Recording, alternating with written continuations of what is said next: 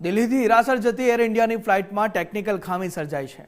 Air ઇન્ડિયાની ફ્લાઇટમાં ખામી સર્જાતા મુસાફરોને ભારે હાલાકી વેઠવાનો વારો આવ્યો છે। આ ટેકનિકલ ખરાબી છતાં ફ્લાઇટને ટેક ઓફનું ક્લિયરન્સ આપવામાં આવ્યું। મુસાફરોએ મુસાફરીનો ઇનકાર કરતા ફ્લાઇટ કેન્સલ કરાઈ। દિલ્હી એરપોર્ટ પર તમામ મુસાફરો ભારે રજડી પડ્યા। ફ્લાઇટ નંબર AI2537ના એસીમાં ખામી સર્જાઈ। સુરક્ષાના કારણોસર મુસાફરો વિમાનમાંથી નીચે ઉતરી ગયા।